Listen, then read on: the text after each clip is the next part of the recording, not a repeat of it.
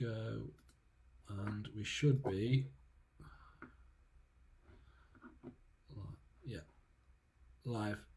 Awesome. Yep, we are now live. So, hi guys. As per the post earlier today, we've got the lovely Sam Behar, ex-client alumni of the 1% Blueprint, jumping on today to give you a chat about the success he's had, how far he's come, what he's achieved, and his key learnings and takeaways from like working with me over the last 12 weeks.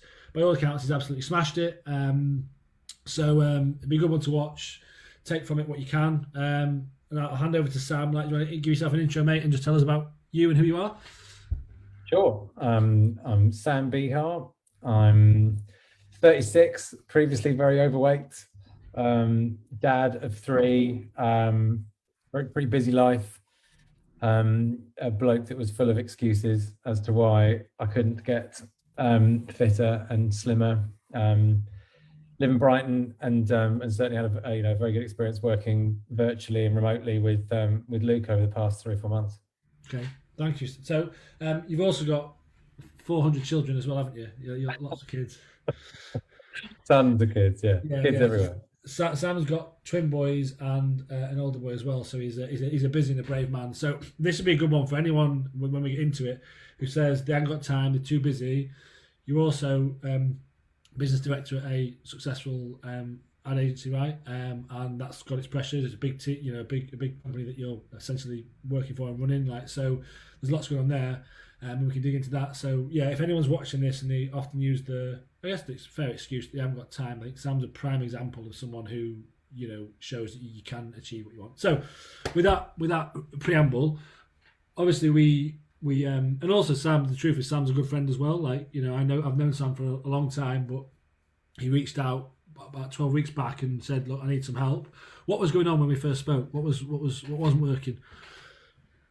I don't know. I think I've been, like I said to you when we first spoke, we spoke in sort of end of April, May time, maybe. I was just pretty miserable. I think I kind of gone through probably what most people have gone through, which is lockdowns and kids and trying to work from home and bored and irritated and kind of the usual stuff. I think I've basically been on a diet for 10 years, I think, is the way I've felt about things. Every single Sunday night was a case of, okay, I'm gonna start on Monday morning. And like I said to you, Luke, it would have been great to have found out what it was that made me ring you. I'd love to sort of, what was the trigger? What was the last straw that changed that? I think that, the picture that you put up on this post was corporate pictures that were taken in April, just as we started being able to do things out of lockdown. I think it was mid-April. Went to the office, got those pictures taken, and I saw that picture and was like, that can't happen anymore. I can't look like that. But yeah, I was miserable, just absolutely miserable. Found every possible excuse to not do anything other than work hard and look after the kids. And I probably wasn't doing it. Well, I wasn't doing those two things great either. So it was a combination of, I think, when I first started talking to you, I was like, I need to lose weight. I just need to lose loads of weight. Just like get all this timber off me. And then very quickly realized it was quite a lot more than just trying to lose weight. Yeah. I think that's an important one, isn't it? I think, like, when I speak to people a lot, and you said the same thing, it's like at the superficial level, you do want to lose that weight, you're not feeling good about yourself. But that, like, there's more sitting underneath that and what's going on and all the rest of it. And that's often what can sort of, I don't know, it's really what's holding you back. Because I think when we spoke, and I think my words were when we spoke, I said, and I wasn't being a prick, but like, so it feels exhausting talking to you. You just felt like you've been like crushed by the weight of the world, and you get stuck in that negative feedback loop. I'm trying to get Monday and I'm not, and then you feel rubbish, and it kind of just perpetuates. And that's what it felt like where we sort of kicked off. Is that fair to say? Yeah, definitely. And also the other thing is that it shouldn't be a difficult thing to lose weight, as in everyone knows how to lose weight. It's like everyone knows smoking's bad for you. Everyone knows how to lose weight. You just sort of move a bit more, eat a bit less. It's not a difficult thing, but difficult, complex solution, but there's obviously a reason why I hadn't done it. There's a reason why, there's a reason why I was in the situation that I was in, and hence reaching out to you, because it was it just had to end. Yeah, and when you one of the things we talked about was kind of that, like, potentially that I know it should be easy, but it's not. And I think what historically tripped you up when we spoke was that all or nothing. Right, I'm going on it. I'm going to be on it for a couple of days, and then it'd fall over. Like, can you just speak a bit to that, and like what would repeatedly sort of trip you up there? Yeah. So again, you talk about like the simple formula to lose weight. So what I would do is stop eating. So I'd cease eating. And then just before I was going to pass out, I'd have something to eat. And lo and behold, I'd do that for 3 days and stand on the scales and be like, oh, I've lost weight. Brilliant. But then that's, not eating is not sustainable. And also I'd class myself as a fairly ambitious bloke. And so the idea of it taking time was madness to me. I'm like, right, well, I want to lose 3 stone, and it needs to happen like as fast as physically possible. And that's that cycle of like, shit, I'm so ill again. Like, I'm ill because I'm not looking after myself, because I'm not eating, and I've just run around the park, and now I can't stand up anymore. That cycle. And then I would get into that, like, oh, fuck it, it's fine, fuck it, whatever, bollocks, I'm gonna have 10 pints. Yeah. So, and I just did that for 10 years. Literally for 10 years on repeat, did that. And ironically, getting heavier in doing that. It's like progressively getting heavier. It's that feedback loop happens, but it's it's a slow trickle, like, well, I guess that way with the weight. Yeah. And I think because you're a competitive guy like that, that also makes you feel shit about yourself. I'm telling you something, but because you're like, I should be able to do this, I'm not, and that in itself even becomes like a negative thing. It's like, why the fuck can't I do this? That's Is that fair? Yeah, definitely. I think there's always a reason, right? Well, there has to sort of always be a reason why. I mean, maybe people just, well, I'm happy the way I look. I'm big, but I'm happy with the way I look. Well, then fine, that's your reason. And my reason was I'm just not happy with it. I don't fit into any clothes. I said to you just before we started, I've got massive clothes. Nothing fits me. I went to a meeting in town yesterday with just like a ludicrous, massive white shirt on, looked like a clown. And I just wasn't happy with kind of having to wear that, or having to look like that. But what I was doing, and certainly what you found out, or you pinpointed, was that I was always finding a reason to celebrate. That was my kind of trigger. I'd get home and go, oh, I've had such a bad day. So sort of say to my wife, I've had such a bad day. Oh, I'm gonna have a beer. I know it's a Tuesday, but I'm gonna have a beer. And I hadn't had that bad a day. And oh, the kids are driving me mad, and they haven't really driven me mad. Or oh, I've just had a bad email. I haven't really had a bad email. I just like find a reason to to go and enjoy yourself. And the point is that enjoying yourself 7 days a week turns it into not being particularly enjoyable. Yeah. So that, it just didn't work for me, that. And I was just ill. Just really unwell. And I'm a type 1 diabetic, and that cycle of chaos just doesn't work very well health-wise. And when I first spoke to you, I was in a pretty bad place. Yeah. So and that's where we sort of started. But then obviously fast forward 12 weeks, we are where we are. Like, we get into the detail of what we did and how we got you there, but and what was beneficial to you. But like, what are your sort of key highlights from what you've actually achieved, like for weight loss, or what you run some of those past us?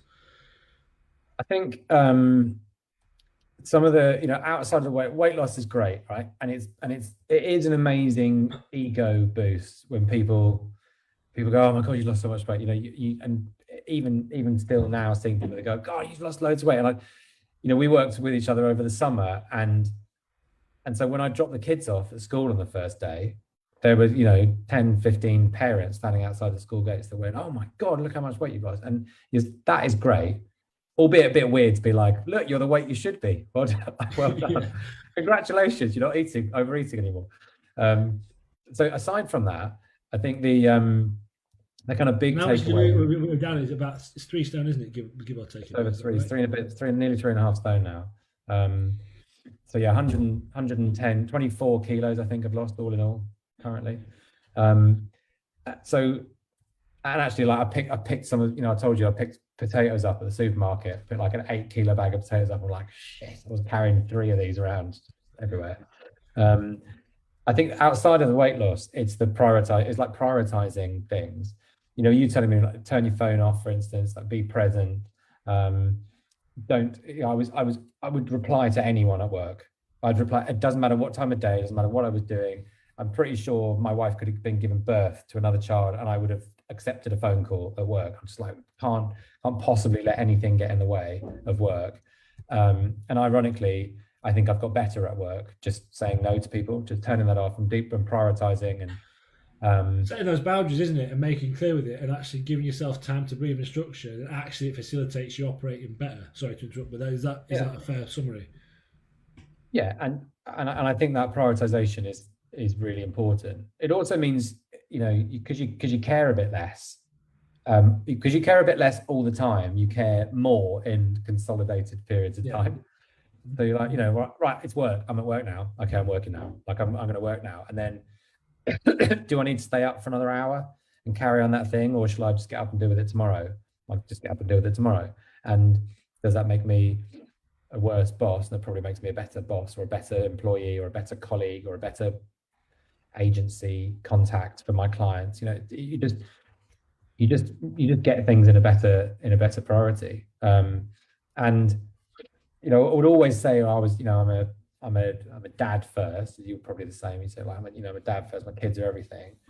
But I wasn't particularly great with my kids, and I don't think, or particularly present all the time with my kids.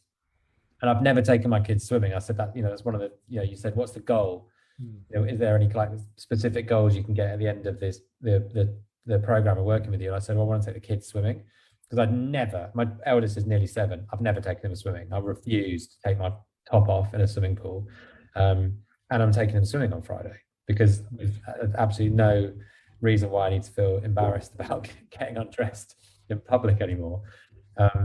And so I think those kind of little wins, whilst the big ego boost is great when people are telling you, you've lost loads of weight, the kind of little wins I think are more significant.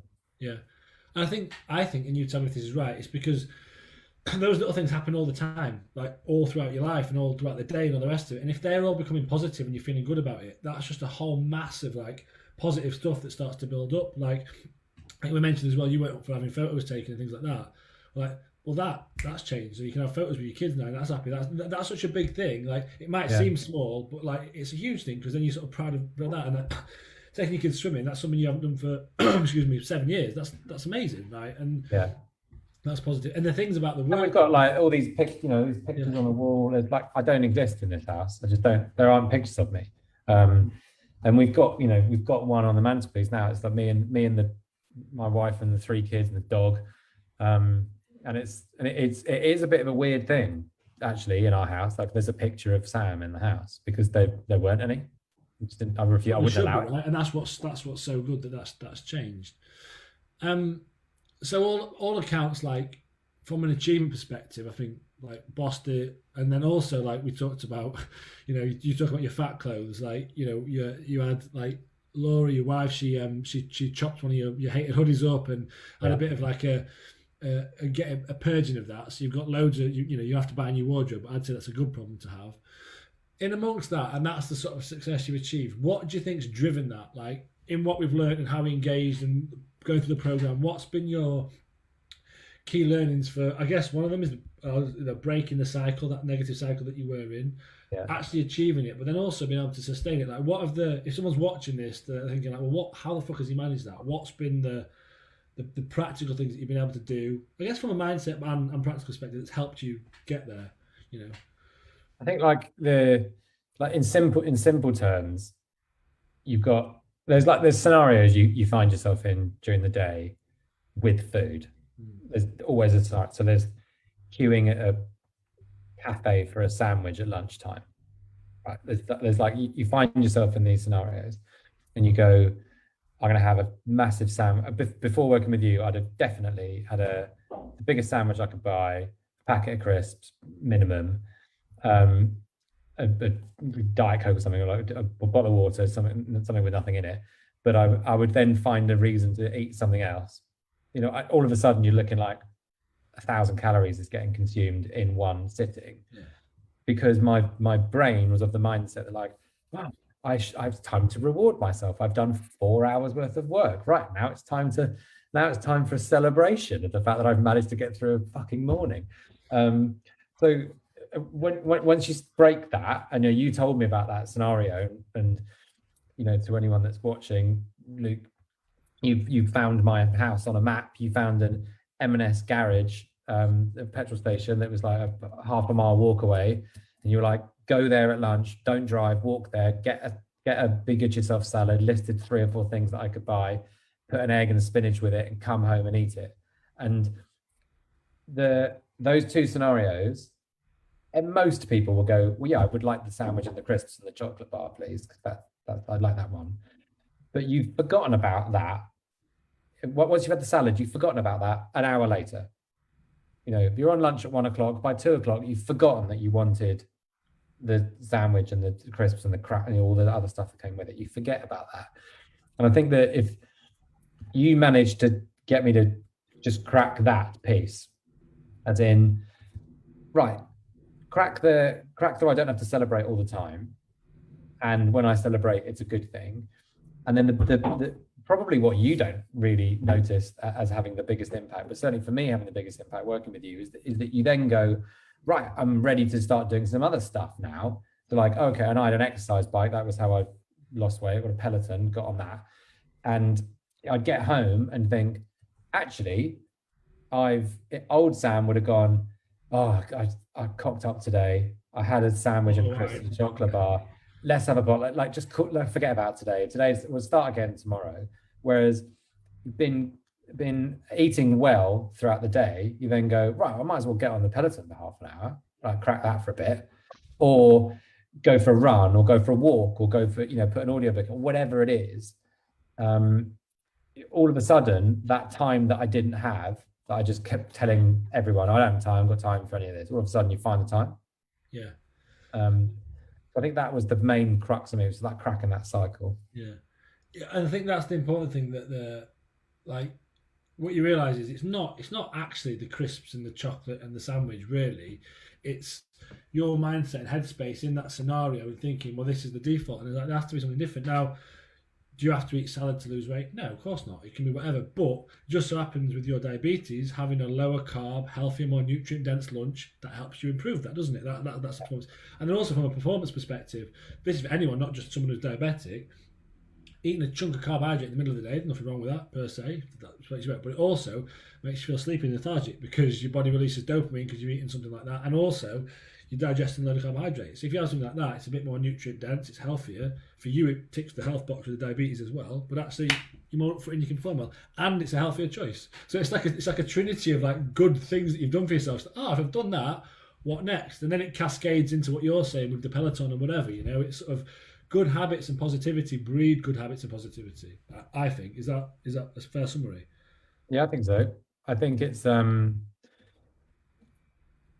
think I was so low that kind of breaking the cycle was so critical, that I progressed quite fast at breaking the cycle. Yeah. But at the same, because I just something had to change. But I don't feel concerned about the future. I don't feel concerned about ever going backwards. I mean, certainly, like, you made me throw my fat clothes away, so I haven't got any to wear if I put on weight again. I haven't got anything to wear now. It's like pants that I keep walking around the house in. But I think once you've just kind of cracked that cycle, and it feels like an epiphany, doesn't it? It feels like I've come up with something magic. Luke's presented me like the magic formula and the magic wand, but in reality, it's just making these small little tweaks, or at least trying to find what the cause was and making the small tweaks. I think that's what you said there, and the small little tweaks. And this, I guess, loops back to originally what was holding you back is it's that, right, diet Monday, and as we know, fuck being on a diet, life's too short for that. So it's super hardcore. You're literally not eating and you're going to go for a 10K run and you haven't run for 4 weeks. So what happens? Tuesday, you're fucked, you've not eaten anything, your leg's knackered because you've done a run. I can't do this, it's impossible, I don't have time.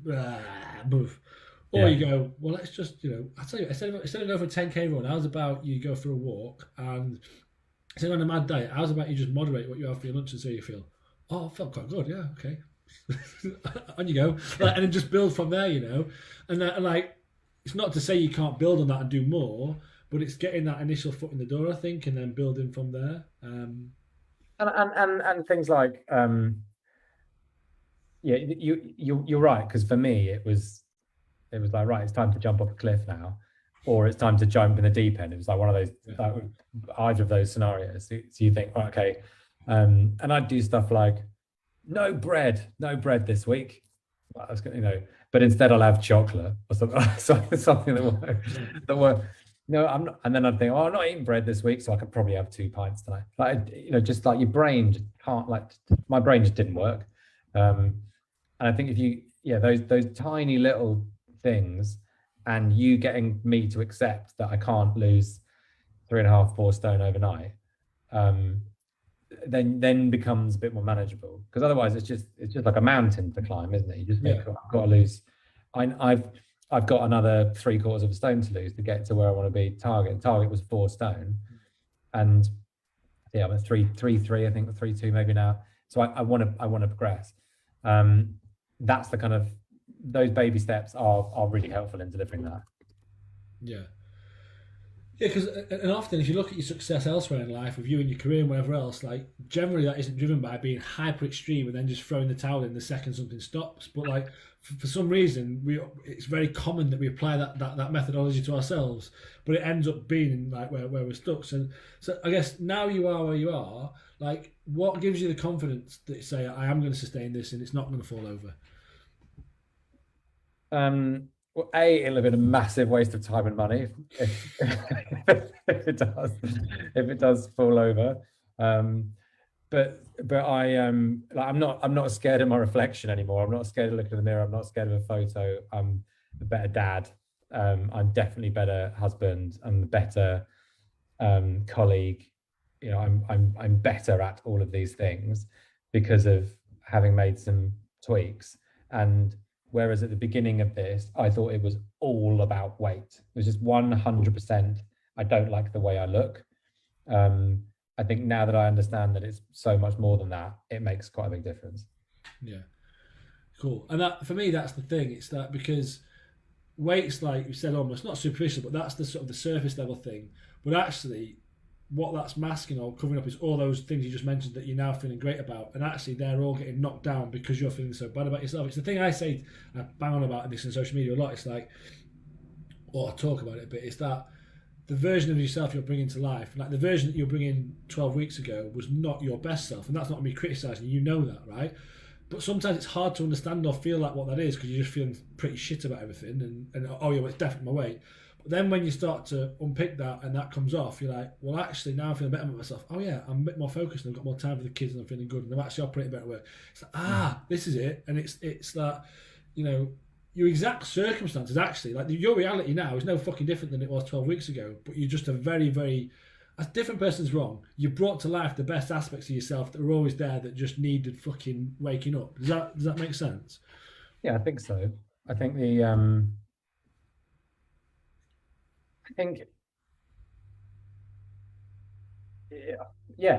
mean, ultimately, yes, but I think that I think there are bits about myself that I didn't realize, and there's a new Sam. You kept calling it Sam 2.0, yeah, and the thought of Sam 2.0 was so far off, and it's such a big difference that trying to learn new things about yourself, I think, was just as important as trying to kind of untap the old bits.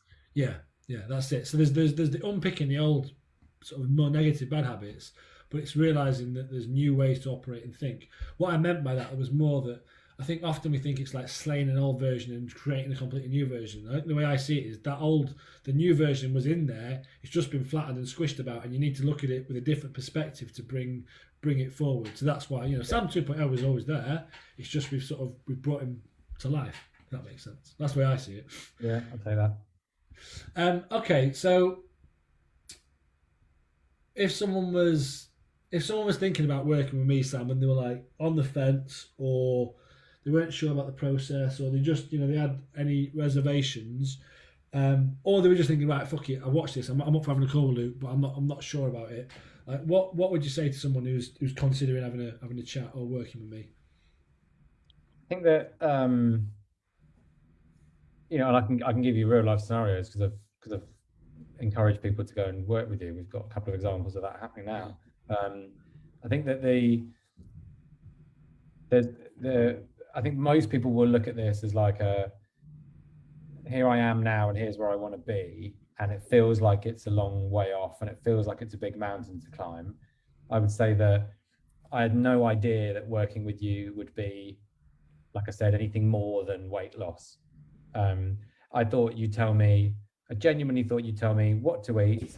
Like, here's what you should eat. Here's how many calories you should have every day. Here's the exercise you should do. We'll chat in a week. I genuinely thought that was what it was going to be. And the fact that that was about 10% of what we discussed was a big enlightenment for me. And I think I would encourage anyone else to at least have that chat with you early, to understand what it is you do and how you can help outside of just the kind of more traditional weight loss, get stronger, get fitter pieces. Nice.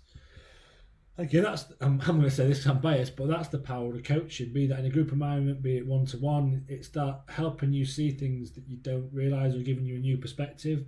And that's the whole piece of like, and that's why I call comes out like a performance coach versus a PT or a trainer, because what you're talking about is important. What you eat and how you exercise is important, but actually it's a smaller part of a much bigger picture, and to neglect the bigger picture and that stuff is remiss. So you need to put the two pieces together, and then example here, the magic happens, right? And that's it. Well, yeah, and like I said to you, I've done this before. Like 2-3 years ago, I got a personal trainer, pay them 50 quid a session or whatever it was, once a week. That's one route, right? But that didn't work, and it didn't, and I hadn't realized at the time the reason why it didn't work is because, well, once a week, I'm going to be good on a Friday. Once a week doesn't work. You need to try and do a bit more than once a week, and also a personal trainer isn't enough. It wasn't nowhere near enough for me, because you need, and you tailored a plan for me, and we did work out what I was going to eat and when, and we did all that stuff, but there was homework, there was written homework, there was chats and discussions to have, there were things that you made me do, and all of those things were vital in getting to here, because without that, you're just in that cycle again of like, oh, I've got a personal training session tomorrow, I can't be asked. Like, you without doing the whole thing, you're just in another cycle. Yeah, and that's it. I think with that, it's like, again, it's that superficial thing. You're trying to, you've got more going on, and it's like you're not addressing the fundamentals as to why you are where you are. Yeah, there's the practical aspect of the PT bit and the training bit. I mean, I've got some clients that actually have PTs when I work with them because they still want that. That's fine. But like, actually, there's a more fundamental route going on, and it's putting those pieces together. So you put all of it together, and that's when the good stuff happens. So. Awesome. Well, thank you very much, Sam. Thank you for your time. If anyone's interested in working with me, about looking at the 1% blueprint, when we'll like a conversation about that, drop a note in the comments or hit me a DM. We can have a chat. But yeah, thanks again for Sam. He's an absolute legend. I might bring you on again in another 12 weeks just to see how far you've done on your own, because I know you'll have smashed it. Looking like Arnie by that time, right? That's the goal. That's the plan, yeah. So, thanks very much, guys. Hope it's been insightful. If anyone wants to chat about working with me, what that can look like, and the 1%, give us a shout. Otherwise, thank you very much, and have a great week.